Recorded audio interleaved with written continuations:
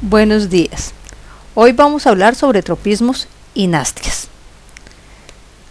Lo primero que vale la pena tener en cuenta es que cuando hablamos del tropismo o la nastia estamos hablando de una función de las plantas que se tienen con el nombre de función de relación. Sabemos que todos los seres vivos tienen la oportunidad de relacionarse con el ambiente que los rodea. En el caso de las plantas, su función de relación está directamente relacionada con el crecimiento y el movimiento. Decimos que las plantas son capaces de sentir los cambios que suceden a su alrededor y responder a ellos. Usualmente, por eso, las plantas son capaces de modificar la dirección o la velocidad de su crecimiento. En ese sentido, primero, todas las plantas se orientan de tal manera que la raíz siempre crece hacia abajo, mientras que el tallo va creciendo hacia arriba, como pueden ver en esta figura. Y segundo, decimos que las flores y las hojas usualmente orientan su crecimiento hacia la fuente de luz. Es un dato que siempre se ha conocido sobre las plantas. ¿Listo? Ahora, cuando hablamos específicamente del crecimiento y el movimiento, sabemos que no todas las plantas crecen de la misma manera y no todas generan el mismo tipo de movimientos. Decimos que plantas como las plantas trepadoras, como estas que vemos acá, cuando tocan un objeto pueden crecer enrollándose alrededor, como las judías. Ese es un tipo de tropismo. O algunas plantas pueden realizar movimientos rápidos, como las hojas de las mimosas, cuando se tocan y cierran las hojas. A eso le llamamos una nastia. Vamos a mirar a fondo estos dos conceptos. Empecemos por el concepto del tropismo. Decimos que el tropismo consiste en la orientación o crecimiento de la raíz, el tallo, las hojas o las flores de una planta en respuesta a un estímulo. Usualmente son movimientos irreversibles y los estímulos más comunes son estímulos que tienen que ver con la fuerza de la gravedad, con la fuente de luz, con la aparición de agua, entre otros. Estos tropismos pueden ser positivos cuando la planta orienta su crecimiento hacia el estímulo o negativos cuando la planta se orienta en dirección contraria al estímulo.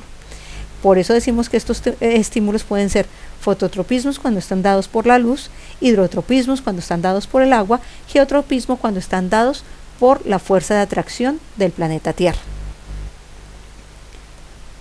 En ese sentido, ya sabemos que los tropismos van a dar dirección en la respuesta que ya sea positiva o negativa, y tenemos aquí por ejemplo el caso del estímulo de la luz cuando estamos hablando de un fototropismo. El crecimiento hacia la luz de las hojas, las flores, los tallos y demás se puede considerar un estímulo positivo, un tropismo positivo que se conoce con el nombre de fototropismo. Mientras que el crecimiento de las raíces de las plantas usualmente se están dirigiendo en sentido contrario a la luz. Eso diríamos que es un tropismo negativo. Entonces decimos que los tropismos negativos se dan cuando el tallo de una planta, por ejemplo, crece en contra de la gravedad porque se va dirigiendo hacia la luz, o el tropismo positivo cuando la raíz crece a favor de la gravedad. ¿Estamos claros hasta ahí? Entonces decimos, si el tropismo está dado por la luz, decimos que hay un crecimiento hacia la luz y ese sería un tropismo positivo. Pero si en cambio el tropismo está dado por la gravedad, decimos que la raíz va a crecer en sentido contrario de la luz y decimos que ese es un tropismo negativo. Ejemplos de los tropismos, por ejemplo, tenemos el fototropismo, estímulo de crecimiento por la luz, el geotropismo, estímulo de crecimiento en contra de la gravedad, el tigmotropismo, que se da cuando una planta entra en contacto con una superficie y crece alrededor de ella, como el caso de todas las enredaderas, y el hidrotropismo, que está dado por el agua. Por ejemplo, cuando tenemos la germinación de una planta y ponemos un algodón con agua, usualmente la planta crecerá en búsqueda del agua, eso le llamamos un hidrotropismo. Pero también tenemos el caso de las nastias. Decimos que las nastias son movimientos rápidos e irreversibles, de la planta como una respuesta a la presencia de un factor externo. La diferencia con el tropismo es que no influye la dirección del estímulo, es decir, el movimiento de las nastias puede cambiar y está dado como respuesta a una respuesta a un estímulo. Por ejemplo, plantas como las margaritas que se cierran en la noche y se abren en el día, como estímulo la falta o la presencia de luz. Tenemos otro ejemplo de nastias, por ejemplo las nictinastias.